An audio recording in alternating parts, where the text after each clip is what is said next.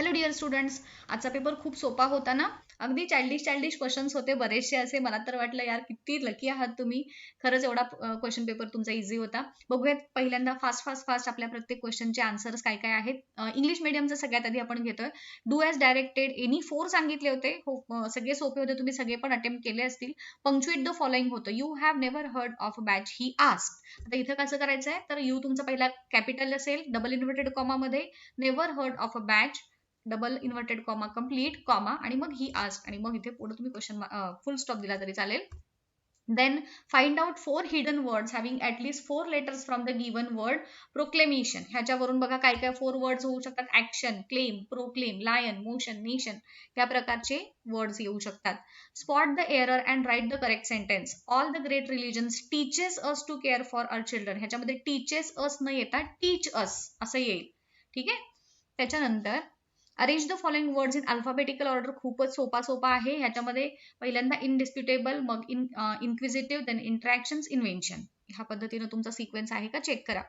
त्यानंतर complete the word chain of the word chain म्हणजे काय असतं, तर पहिला जो तुमचा वर्ड आहे त्याच्यातलं जे शेवटचं लेटर आहे त्याच्यापासून सुरुवातीचा वर्ड असणारा हा पुढचा वर्ड असला पाहिजे. सो कॉल आहे, मग कॉलचा एंड लाफ एल न होतो, सो एल ची सुरुवात असणारा लाफ. एच न होतो हिट, हिट टर्न टी न शेवट होतो, टॉक न टॉक असा. या पद्धतीनं ही तुमची वर्ड चेन झाली. त्यानंतर do as directed. Prepare the word register for of 4 words related to the given word. Music हा वर्ड दिलाय, त्याचं वर्ड रजिस्टर, मग म्हणजेच काय तर त्याच्याशी रिलेटेड अदर काय काय वर्ड्स तुम्ही सांगू शकता. Music, rhythm, notes, page, song, म्हणजे म्युझिकशी रिलेटेड थोडक्यात तुमचे एनी 4 वर्ड्स सांगायचे आहेत. त्याच्यानंतर Dr. Kalam's own life was nourished by multiple faiths. Begin the sentence with multiple faith. मग कसं येईल? Multiple faiths nourished Dr. Kalam's own life. आता इथे कलाम असेल आय थिंक. हा, माझ्याकडे चुकून तिथं काम झालंय, तर थोडं तुम्ही ठीक आहे एवढं करेक्शन हे करा. त्याच्यानंतर rewrite the sentence by using no sooner than. मग आता ह्याचं कसं लिहिणार? No sooner did we go to a rocky beach than we saw the spread of the majestic ocean. So हे तुमचं पहिल्या A2 दॅट इज ऍक्टिव्हिटी 2 मधले हे 3 क्वेश्चन झाले. त्याच्यानंतर बी मध्ये बघा काय दिलेलं आहे. Do as directed. याच्यामध्ये बघा एनी वन सांगितलंय. Pick out the modal auxiliary and state its function. ह्याच्यामध्ये कुड हे मॉडेल ऑक्झिलरी आहे की जे पोलाइट रिक्वेस्ट सांगतं आपल्याला. सबऑर्डिनेट क्लॉज सांगायचा. ह्याच्यामध्ये it all came back to me हा मेन क्लॉज आहे आणि मग हा बाकीचा हा जो सेंटेन्स आहे it is subordinate clause. When we were designing the first Macintosh computer हे जे आहे तर तो तुमचा सबऑर्डिनेट क्लॉज येईल. त्याच्यानंतर सेक्शन 2 मध्ये टेक्स्च्युअल पॅसेजेस आहेत. Complete the given boxes. You look a bit of a wrestler yourself. Hari म्हणाला अनिलला, if you can cook then maybe I can feed you, Anil said to Hari. त्यानंतर complete the cluster diagram. आता ह्याच्यात काय दिलेलं आहे बघा. अनिलचं एज काय दिलंय तर 25 दिलंय ह्या पॅरेग्राफमध्ये. फिजिकल अपिअरन्स मध्ये टॉल होता आणि लीन होता. क्वालिटीज मध्ये काइंड आणि सिम्पल ह्या 2 क्वालिटीज येतील. ह्या पद्धतीनं तुम्हाला मॅडमनी जशा सूचना दिलेल्या होत्या की पेन न काढायचं आहे, तर पेन न काढलं असेल तर मार्क मिळतील तुम्हाला. पेन्सिल वगैरे यूज केले असेल तर तिथे मग तुमचे मार्क्स त्या ह्यानं कट होतील. त्याच्यानंतर नेक्स्ट फ्लॅटरी म्हणजेच इनसिन्सिअर प्रेज आणि अपीलिंग म्हणजे अट्रॅक्टिव्ह हा येतो. त्याच्यानंतर do as directed. I took a new name every month. What did you take every month असं आहे. बरेच जणांना तुम्हाला टीचर्स मे बी सांगतील की आय टूक, व्हॉट डिड आय, यूच्या ऐवजी आय टूक किंवा आय टेक असं पण सांगतील. बट जर तुम्ही ग्रॅमॅटिकली बघितलं तर तिथे यू हेच करेक्ट आहे. So what did you take. एक मिनिट हा.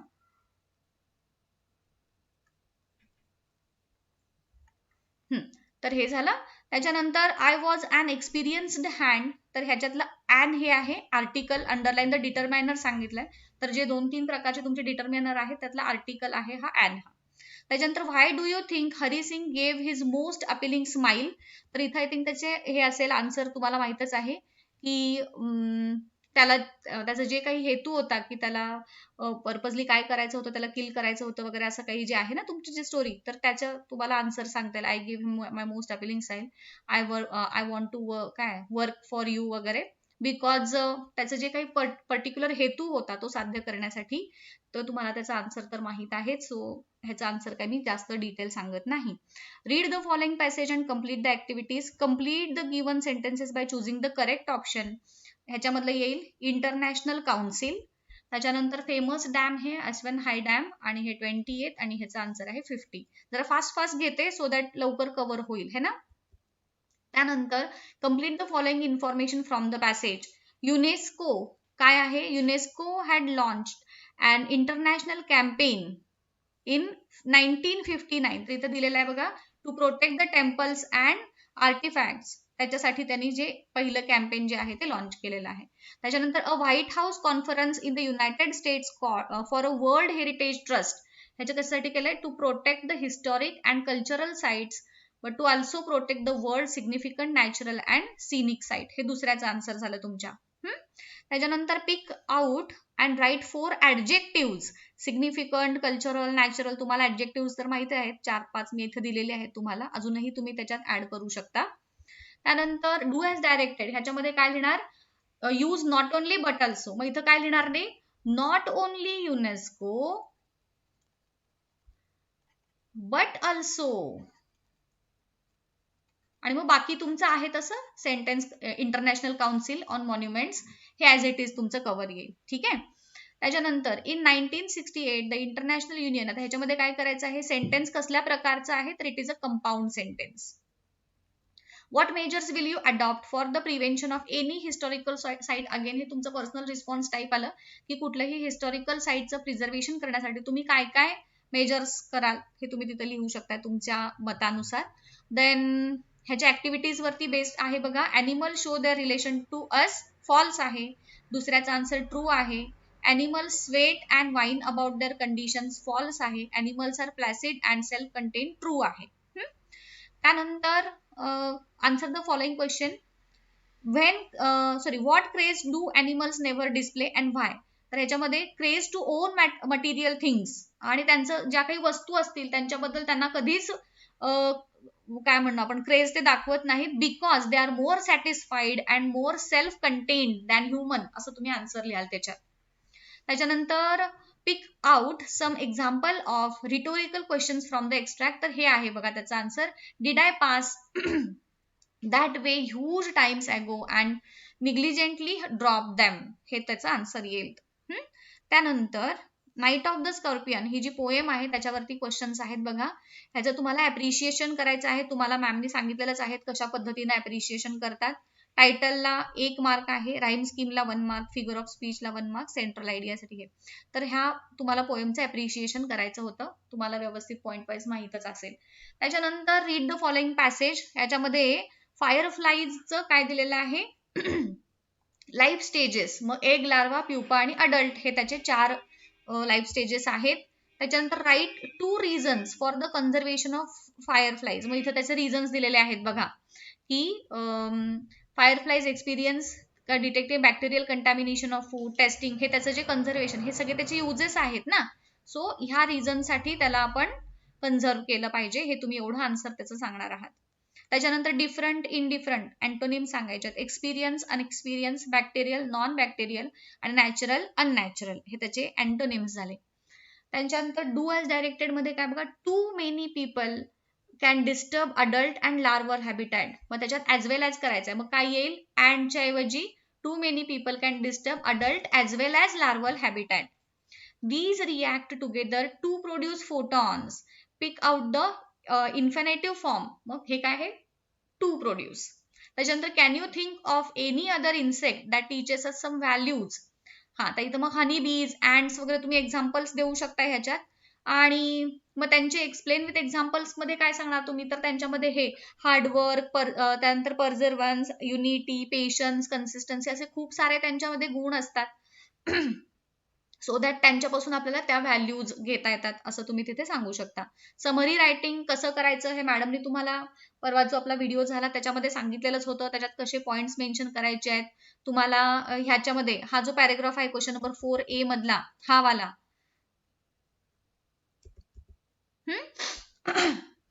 त्याच्यावरती समरी रायटिंग लिहायचं आहे.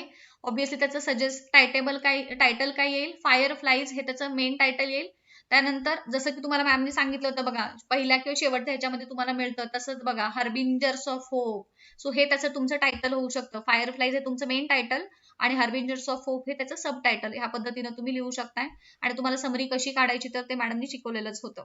त्याच्यानंतर लेटर रायटिंग ह्याच्यामध्ये तुम्हाला दिलेलं आहे की मानव किंवा मीरा, हा तर हा तुमचा सेंडर्स ऍड्रेस, तुम्ही सेंडर हा तुम्ही असाल, तर ह्याच्यावरून तुम्हाला काय दिलेलं आहे, ह्या न्यूज एक्स्ट्रॅक्ट दिलेला आहे आणि त्याच्यावरून तुम्हाला लेटर लिहायचं आहे. त्याच्यासाठी जे 2 लेटर्स आहेत, एक फॉर्मल आहे, एक इन्फॉर्मल आहे. तर फॉर्मल लेटर काय लिहायचं आहे, तर चेअरमन, रोटरी क्लबच्या चेअरमनला लिहायचं आहे आणि इन्फॉर्मल तुम्हाला ते पण मॅमनी सांगितलेलं आहे कशा कशा पद्धतीनं फॉर्मॅट जो काही आहे तो व्यवस्थित मॅमनी तुम्हाला टीच केलेला होता. होपफुली तुम्ही तो फॉलो केलेला असेल. त्याच्यानंतर इन्फॉर्मेशन ट्रान्सफर, ह्याच्यात व्हर्बल टू नॉन व्हर्बल काय करायचं आहे, चेंज करायचं आहे. आता ह्याच्यात काय काय येईल बघा. फीचर्स टर्टल आणि टॉर्टाईजचे, हॅबिटॅट टर्टल वॉटरमध्ये, टॉर्टाईज लँडमध्ये, प्लेसेस फाउंड इन आफ्रिका आणि अमेरिकामध्ये टर्टल, आणि टॉर्टाईज जे आहे ते एशिया अँड आफ्रिका अमेरिकामध्ये. त्याच्यानंतर शेल कशी आहे, lighter and more streamlined आहे आणि ह्यांची कशी आहे, rounder, bumpier and heavier. Life span minimum 20 to 40. त्याच्यानंतर मॅक्सिमम त्याचं किती 86 इयर्स आहे. मिनिमम ह्याचं 80 to 150 इयर्स आहेत आणि मॅक्झिमम 188 इयर्स. ह्या पद्धतीनं तुम्ही त्याचं कन्व्हर्जन करायचं आहे. त्यानंतर नॉन व्हर्बल टू व्हर्बल ह्याच्यामध्ये काय करायचं आहे, जो चार्ट दिलेला आहे तर त्याचा पॅरेग्राफमध्ये कन्व्हर्जन करायचं आहे आणि त्याला सुटेबल टायटल द्यायचं आहे. तर हाच त्याचा टायटल पण होऊ शकतो तुमचा की प्रॉब्लेम्स फेस बाय टीनएजर्स. तर ह्याचं 3 to 3 हे आहे ते त्याचे 3 किंवा 2 तरी ऍटलिस्ट पॅरेग्राफ्स तुम्ही ह्याच्यामध्ये बनवले पाहिजेत. त्याच्यानंतर तुमचे मार्क्स कसे कसे असतील, grammatical perfections, use of phrases, त्याच्यानंतर कव्हरिंग ऑफ ऑल पॉइंट्स, हे सगळे पॉइंट्स तुम्ही त्यात कव्हर केलेत का, आणि शेवटी तुम्ही कन्क्लूड केलंय का, तर ह्या एवढ्या गोष्टी तुमच्या विचारात घेतल्या जातात. त्याच्यानंतर स्पीच तयार करायचं आहे, तुम्हाला इथं पॉइंट्स दिलेलेच आहेत तर तुम्हाला स्पीच बनवायचं आहे, किंवा त्याला और काय दिलेलं आहे, काउंटर व्ह्यू. काउंटर व्ह्यू म्हणजे काय आहे की shortcuts to success is not a wrong choice, म्हणजेच काय तर it is a right choice. हे कसं आहे हे तुम्हाला या काउंटर व्ह्यू मध्ये सांगायचं आहे. हे त्यांनी जे पॉइंट्स दिलेत ना तर ह्याच्या अगेन्स्ट आपल्याला काउंटर करायचे आहेत, म्हणजे अपोजिट सांगायचे आहेत. म्हणजे जे शॉर्टकट टू सक्सेस आहे किंवा शॉर्टकट्स हे जनरली कोण हे करतं, तर रॉंग प्रिन्सिपल असणारे लोक फॉलो करतात. मग आपल्याला त्या सगळ्याचा काउंटर व्ह्यू बनवायचा आहे. दॅट इज काय म्हणतात, त्याच्या अपोजिट दिलेल्या पॉइंटच्या अपोजिट व्ह्यूज तुम्हाला सांगायचे आहेत. इथं जसं तुम्हाला काही एक्झाम्पल्स दिलेले आहेत मी. त्याच्यानंतर एक्सपांड द थीम, हे पण 2 ते 3 पॅरेग्राफ्स मध्ये तुम्हाला लिहायचे आहेत. काय दिलेलं आहे, the time to be happy is now. त्यात तुम्ही जसं काय दिलेलं आहे की आत्ता जो क्षण आहे तो जगणं, हॅपीली जगणं हे महत्वाचं आहे. You should live in present. मग अशा पद्धतीचं सांगणारी ही जी थीम दिलेली आहे, कमीत कमी 3 पॅरेग्राफ्स मध्ये तुम्हाला ही एक्सपांड करायची आहे. त्याच्यानंतर न्यूज रिपोर्ट पण मॅमनी तुम्हाला सांगितलेलं होतं. पॉइंट काय दिलेला आहे, government encourage classroom to a digital. So staff reporter तुम्हाला मॅडमनी जो फॉर्मॅट सांगितलेलाच होता, तुम्ही ह्याच्यात काही पॉइंट जे इन्क्लूड करू शकता की हे गरज आहे आता सध्याची कोरोनाच्या पॅन्डेमिकमुळे डिजिटल क्लासरूम होणं हे किती गरजेचं आहे. त्याच्यानंतर कॉम्पिटिशन कशी वाढलेली आहे, ऍडव्हान्स टेक्नॉलॉजी जर आपण नाही फॉलो केली तर आपण आउट ऑफ काय म्हणतो कॉम्पिटिशन जाऊ शकतो. सो हे पॉइंट्स काही आहेत की ज्याच्या थ्रू ती तुम्ही न्यूज इलॅबरेट केली असती. त्याच्यानंतर स्टोरी किंवा नरेटिंग हे करायचं आहे. तर ह्याच्यात तुम्हाला काय करायचं आहे बघा, स्टोरी करायची आहे बिल्ड, की ज्याची सुरुवात कशी होते ह्या पद्धतीनं की Raj was thrilled to got a VIP pass for the concert of his favourite singer. ह्याची कंपल्सरी तुमच्या, जर तुम्ही हे यूज करत असाल तर ह्याची कंपल्सरी तुमची सुरुवात ह्या सेंटेन्सनीच झाली पाहिजे. सुटेबल टायटल, अगेन तुमची इमॅजिनेशन काय आहे त्याच्या अकॉर्डिंगली तुम्ही तुमचं सुटेबल टायटल देऊ शकता. आणि ह्याच्यात उलट अगेन्स्ट काय दिलेलं आहे, शेवट दिलाय. तुमचा कथेचा शेवट जो तुम्ही स्टोरी लिहिणार आहात, एक्सपिरियन्स सॉरी, तर त्या एक्सपिरियन्सचा शेवट हा कंपल्सरी ह्याच वर्ड्सनी झालेला पाहिजे. आणि ह्याला पण सुटेबल टायटल द्यायचं आहे. तर कोविडशी रिलेटेड आहे ना हे, की I decided never to leave my home without a mask. So आपण हे कोविडशी रिलेटेड सपोज आपण सांगितलं तर कोविड अ ड्रेडफुल एक्सपिरियन्स किंवा हॉरिबल एक्सपिरियन्स या पद्धतीनं तुम्ही हा नरेशन सांगू शकता. So this was all about today's paper. सोपा होता खूप, बघा एकदा तुम्ही चेक करून, फार काही टेन्शन घेऊ नका जरी काही चुकलेलं असलं तरी. ठीक आहे, नेक्स्ट जो पेपर जेव्हा असेल त्याचं पण ह्याच पद्धतीने आपण डिस्कशन करणार आहोत. Till then good bye, thank you and all the best.